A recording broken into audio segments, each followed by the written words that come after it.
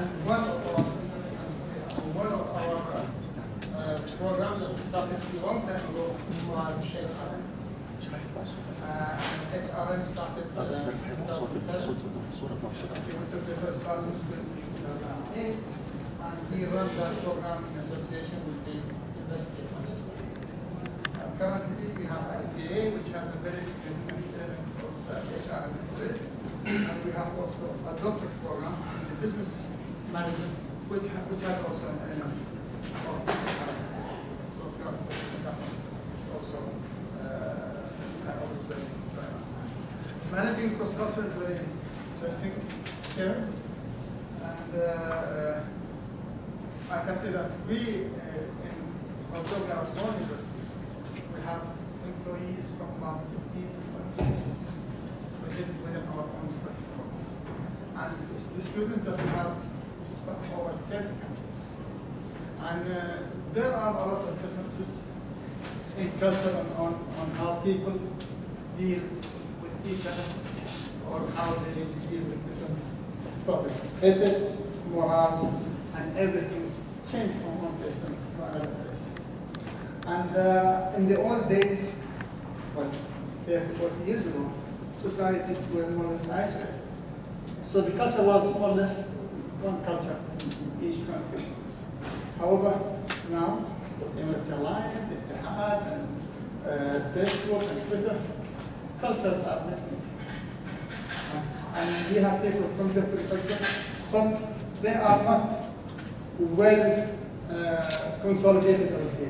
So different people have their own different cultures, and sometimes you have to interact with each other and you have to just understand each other.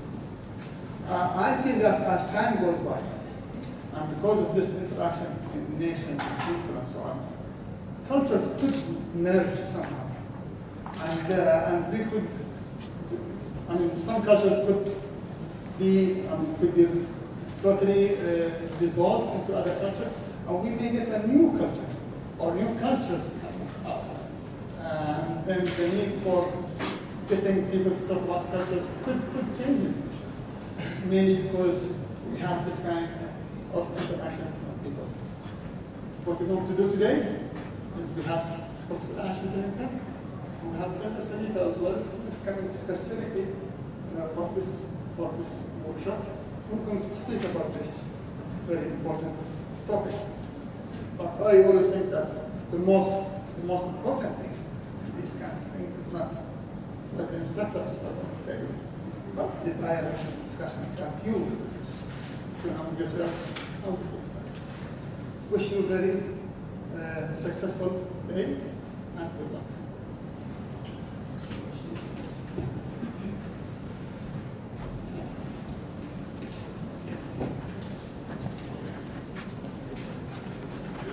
Okay, good morning. As I mentioned, my name is Ashley Bennington. I'm Dean of Research. I was Dean of the Faculty of Business. We started up MSc in HRM in 2007 here, and that's been running for soon 9 years. And we used to run a lot of HRM in practice workshops, particularly in the days when we were in Knowledge Village. And we were wondering why we hadn't been running some for the last couple of years, largely because of the PhD programs that we run. And we sort of lost sight of some of the training workshops that we do. So please help us in constructing a useful workshop on managing across cultures. Like I'm sure a lot of you, in terms of my own country, I've not actually worked in my own country since 1999, if you take my own country as England. If you take my own country as the United Kingdom, then I was in Scotland for 3 years, 2004 to 2007. I spent a lot of time in the UAE and also in Australia. So the issues of nationalism and national culture were interesting for me as I've been away from my own country for so long. And we've got almost every country represented in the UAE in terms of cultures. which provides for a very exciting and dynamic mix. But it also pushes us a lot, because culture drives how we behave, and it drives our values and how we see things. So being able to manage across cultures, we're almost putting it too simply. It's an art that we all learn in different ways, and we can share with each other lots of skills and resources that we've already developed in this country and elsewhere. We want to continue running these HRM in practice workshops, and this is the first one. And we deliberately decided to ask someone from the UK, Savitra Kumra, to run this workshop. And we're very keen on trying to run workshops that people feel are meaningful and useful, and help them in their workplace, and also help them in their general working lives. So please do provide us with feedback on where we've hit the mark and where we've missed it, and what you think would be useful follow-ups and things that are not easily available. There are a lot of training workshops, obviously, available in the UAE. And so it's a question of making sure that as a research-intensive university that we offer something that's a bit different and that is state-of-the-art and research-informed, and not merely duplicate what a very large number of training providers are doing extremely well.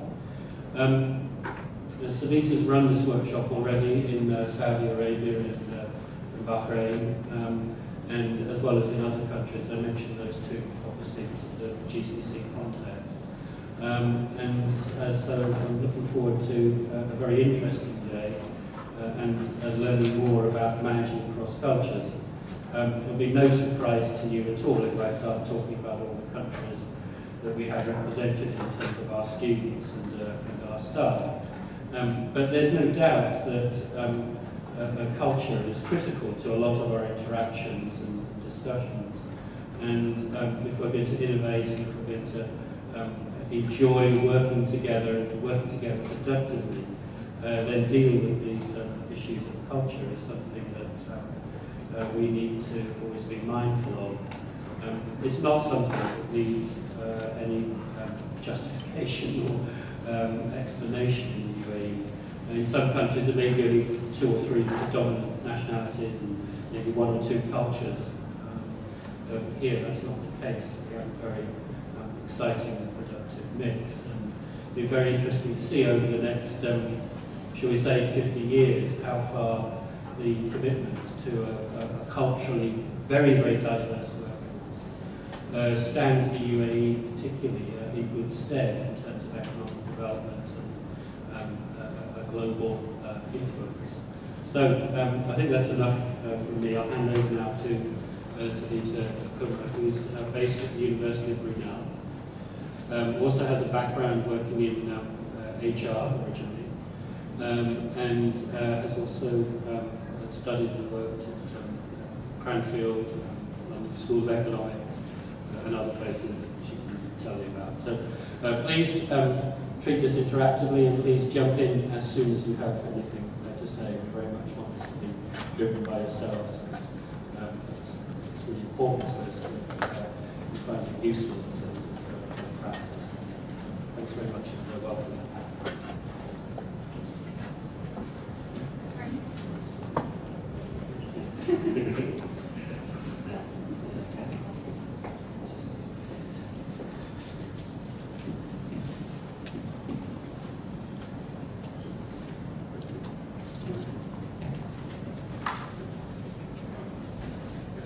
Good morning, everybody. It's a great pleasure to be here, and I would really like to thank everybody here at British University in Dubai for the opportunity to come and spend some time with you and work with you over the next few hours on what has been introduced as a topic that I hope that you will find useful and helpful in your day-to-day practice in your various roles in your organisations. As Ashley has mentioned, I'm from the UK. I work at Brunel University but have worked in a number of other universities and also have had quite a number of years working with cultural studies and also diversity and looking at getting women into the top of senior positions. My doctoral work focused on that. So it's been a great pleasure over the last few years to come and talk to groups such as yourself and hope to begin a conversation and maybe a deeper understanding of how we can begin to work together more effectively and more productively when we're coming from different places. And we understand even the very most basic things in quite different ways. And so the idea of culture and the impact this has on both our understanding of the world and then how we bring that understanding of the world into our understanding of how we work and how we interact with others who may not have those same understandings is really what this workshop is about. I really would like to reiterate Ashley's comment. This is interactive. When I talk to my undergraduates, yes, they sit and listen, and that's great. When I talk to postgraduates, sometimes they sit and listen a bit too much, and that's not so great. I would like them to talk a bit more. But when I'm talking to you guys, you know, I'm here at your disposal. So you just chip in, ask me what you like. You're dealing with this day to day. So really what this is about is really what you want from this. I've planned some things, I've organised some things. If you want to do something else, we'll do something else. So it's really about you, and it's really about making sure you leave here and you think, yeah, that was really good, I'm really glad I went to that. And I learned something, and I hadn't thought of it that way. So those are the things, and I really hope that you will continue these conversations in your organisations. Perhaps you'll meet someone here that you'll start to contact and talk to, and that's a way that we start to share knowledge and spread knowledge around. I think Ashley is absolutely right to say, and also the point was made earlier, you're going to learn as much from each other as you are from me. I'm here to facilitate that process. I'm not planning to talk to you for the next 4 hours. I hope you're all very relieved to hear. I know I am. So I'm not planning to talk at you. I will introduce a few things, I will set the scene, I will set the framework, and then I really want to hear from you. And you want to hear from each other. So this is about facilitating some knowledge and your kind of understanding of how things are going, and then thinking about how you can change or improve or develop those particular issues that are particularly relevant for you. Okay? So that's what I hope we'll be doing across the next few hours that we have together. Just a quick introduction to what we're going to be doing and how we're going to be spending our time. I'm just going to very briefly, I think you can probably tell me about this more than I can tell you. Just a few kind of comments and thoughts about the role of the international manager. Who they are, what they do, why we have them, and what that kind of means for organisations and then the management of people in organisations. I'm from an HR background, you guys are in HR. This is what we're interested in. We're interested in what this means when we manage people. So when we manage international managers, how is that different from when we manage domestic managers? Why is that different? So that's the focus of the first part. And I'm really going to then draw on your experience and your knowledge around, how do you do that? What is it that you tell people? How do you help them when they come here to actually think about what they would have to do to be successful here? I'm going to do it in a very light way, but we can probably get into some deeper conversations through just triggering some ideas and thoughts as we go on.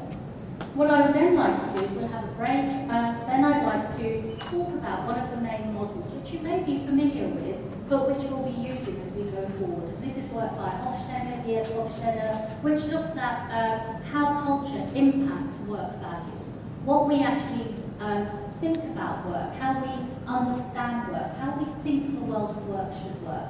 And it's a simple model, but it's one that stood the test of time, and it's usually very helpful for helping to just begin to think about all the differences that we experience and begin an understanding of why those things matter and why those things are different. So we'll look at that, and then we'll have I hope, fairly light-hearted session towards at the end, where I will ask you to help me understand what does an international manager mean, what do they have to do, what do they have to know, and where do you think you are on that in terms of actually developing those people here in Dubai. So we'll have as I say, a fairly light-hearted go at that. But again, with these fairly simple exercises, what you understand is you start to think about it, and then we can go deeper. But that's driven by you. So I'm the lecturer, but I'm not planning to lecture. So you're not really interested in academic models and processes. You're interested in how does that help me? What can I do with this? I've got this problem. Will this help me deal with it? That's what I'm hoping. These things will spark in you, and a few thoughts, a few ideas connect, and then you move forward in your knowledge. So that's what I'm hoping to do. And then we'll have lunch, and then a very quick review, and then some presentations, and then I think we will disperse for the afternoon, the rest of the day. Does that sound okay with everyone? Yeah? Okay, so who have I got in front of me? Maybe just one quick round of kind of who you are, why you're here, just one reason who you are, what company you're from, and why you come. Perhaps if we start here. Right, well, thank you all, and welcome. And really, really interested to hear, where you're from, what your different roles are, and also, some of you have come with quite specific interests, so really interesting, and I think we're going to have some fantastic discussions and conversations as we go across the next few hours. So if we start thinking about our issue, just a quick thing to kind of understand this very diverse and connected world that we all live in, with a very kind of interesting example of just how different cultures come together and how they impact how things are done. Very sadly in the UK we experienced, a national tragedy with the death of, a very beloved princess. But what you see from this, a British princess, she has an Egyptian boyfriend, and she was in France, the car crashed in the French tunnel. It was a German car driven with a Dutch engine, driven by a Belgian who sadly was drunk and caused the accident. He was drunk on Scottish whiskey, and they were followed. One of the reasons people attributed to this tragic event was that the Italian paparazzi were chasing them. So Italian paparazzi. Then they were riding on motorcycles, Japanese motorcycles. There was a doctor on hand, an American doctor was available and tried to help, and he was using Brazilian medicine. And this is shared to you with an Indian who's been raised in the UK, and using Bill Gates technology, an American. And you're probably reading this as I am, and you are on a computer, and it uses chips from Taiwan. And these monitors are assembled in Korea, made in Korea. So we're using Taiwanese chips, we're assembling it in Korea using Korean monitors. And Bangladeshi workers are the people that will do the assembly. And we have a Singaporean plant transported to all of us by Indian drivers, unloaded by Sicilians who bring this over to various countries, and trucked to by usually Mexican immigrants. So what we start to see is simple actions, simple tasks in our increasingly complex world integrate cultures all the time. We're very rarely just working with one set of variables or one set of parameters. And if we just look at the second column there, and you look at just the way technology is reaching all of us, even this isn't as straightforward. We think, Apple, iPhones, all of this, that must just be American. Start to look at what's behind all that, and the integrated efforts, and the way in which these contracts are negotiated and dealt with, and things are done on time, in budget, on target, using resources in efficient and effective ways. And all of this is happening through effective international communication.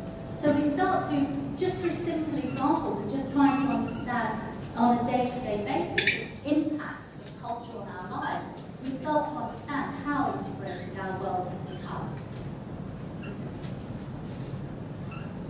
So in terms of why that matters to us, I'm not doing international business with you or international trade or, thank goodness, international supply chains, because these are incredibly complex things as well, and things that I'm sure you would all have to think about within your various organisations and roles. Why we're interested is, we're HR people. So why we're interested is that that means that we need people who don't just have the competence to be good at their jobs, who don't just have the right qualifications, the right experience, the right skills to perform a particular role, but who on top of that have some kind of competence in international working, in an ability to work with people from different places, in an ability to deal with people who don't see the world exactly the way that they do. So we need people who have something else on top of all the other things that we would normally expect. And so they need this idea that, you know, we refine and we develop what it is that we're asking for from human capital. If you're working in what we call monoculture, one culture, you can say, okay, in our culture, if you want to do this job, you need this qualification and this kind of broad experience. If you're going to talk to people, if you want to employ people who are going to go to a whole other culture, you then need to make sure that not only can they have those qualifications and those that kind of basic experience, they also have a capacity to deal with people from other places. So they have this additional knowledge, this additional understanding. So when we look at human capital, you know, people which are the sum of their skills, experiences, qualifications, etc., when we look at human capital, we have to add something in, because we need from people something different, an additional ability to work internationally. And this is, we see that this is a broader set of competencies, as I say, and it's because of complexity and uncertainty. The two key reasons that drive this difference are that, you know, when you work internationally, it's much more complex. It's not as straightforward as when we all understand each other. We all have been raised in the same way. We've all grown up understanding the way the world is, what's right, what's wrong, what's good, what's bad. We've all learned those in exactly the same way. When we say school, we all instantly understand what each other mean. When we talk about education, we all learn the same things. When we work in places and with people who don't understand just those very basic things, we have uncertainty and we have complexity, because then we can't take anything for granted. We actually have to work in a different way. So when we bring in uncertainty and complexity to situations, we need people who can deal with uncertainty and complexity. There's also undoubtedly competition. These people that I'm talking about, they're not everyday people. They're not always available. They're not, everyone can't automatically do this. And I'll come on to personality in a little while. So we have a tendency within cultures, but then each one of us is an individual. And what that means is we're all different. So that brings even more complexity. And I see some of you are trying to bring this complexity down with various models. I want to predict, I want to correlate. You can always get a tendency, but you're very rarely, with human behaviour, very rarely going to get a direct prediction. A equals B. This, if you do this and this, that will be the outcome. We're not machines, we're people. So therefore you can get some broad ideas, but very rarely we can get an absolute, absolute answer. And this is because of individualism, personality, difference. And so the more we can try to understand that, the more we do a better job at dealing with all these the competitive pressures that face us all. We can't rely on technology anymore. I think in the past that was something that some organisations had that others didn't have access to because it was expensive. You know, to get the huge mainframes that ran various things, only some organisations could afford it. To have the big, facilities and all of these things. Now, with desktops, with a phone in your pocket that can, do the work of what computers that would fill this room used to do. Life is very different, and that technological advantage is gone now. And what we know from from human capital theory, resource-based theory, all of these sorts of academic approaches, what we know is the only thing now that really distinguishes organisations, that really determines the difference between the ones that do well and the ones that don't do so well, are their people. It's the only thing that makes the difference. And so what we see is really what we have to talk about, is we have to look at how do we make sure we develop our people so so that they really are the very best that they can be. And so what we need to look at is we look at intellectual capital, the capabilities of the people that we have within our organisation. And that intellectual capital, in turn, is kind of made up of three things. One is the organisation itself. Organisations have reputation. Organisations have brands. Organisations have position in the market. So an organisation has its own capital. And if those things are good, then the organisation has an automatic advantage. It's a good thing for the organisation. If that brand is not good, BUiD is experiencing all sorts of problems at the moment, suddenly, things that were simple, things that were easy become absolutely impossible. So looking after your organisational capital, looking after your organisational positioning, absolutely critical activity, and I'm sure all organisations, all good organisations, will be doing that. But then we come to our people, and what we also need to understand is we need to understand our customers well. And the way we do that is by understanding our people, and understanding how our people react with our customers, relate to our customers, make our customers feel. People will come back to an organisation that they have been made to feel good by, that they have a relationship with someone in, that they trust in some way. So we need to look after our customers, and then we need to look after our people as well. So we